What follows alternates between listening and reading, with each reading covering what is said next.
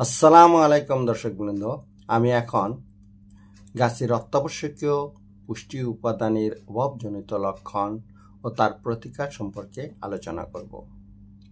গাছের জন্য 16টি অত্যাবশ্যকীয় উপাদান রয়েছে, যেগুলোর একটির অভাব দেখা দিলে গাছের স্বাভাবিক বৃদ্ধি ও বিকাশ ব্যাহত হয় এবং বিভিন্ন ধরনের লক্ষণ দেখা যায়। যেমন পাতায় ক্লোরোসিস লক্ষণ দেখা দেওয়া।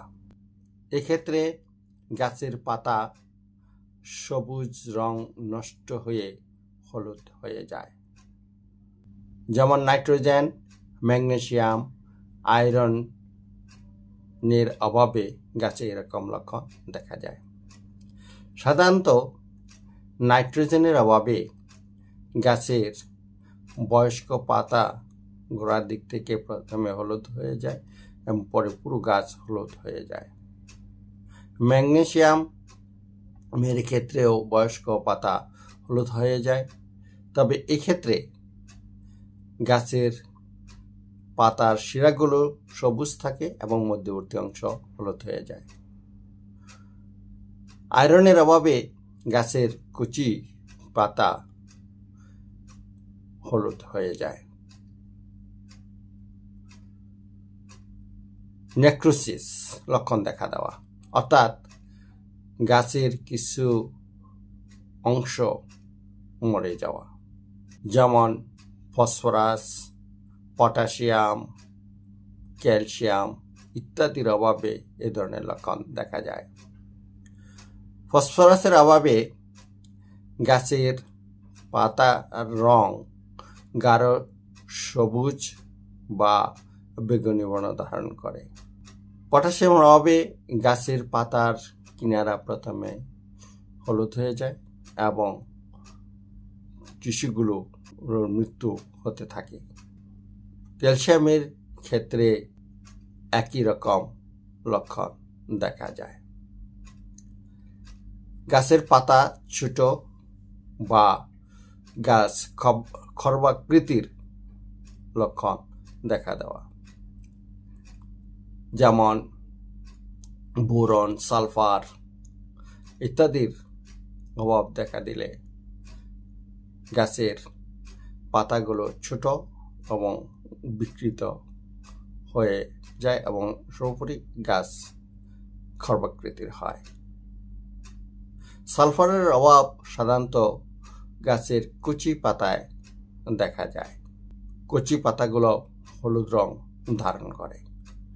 বোরনের অভাবে গাছের পাতাগুলো ছোট হয়ে যায়,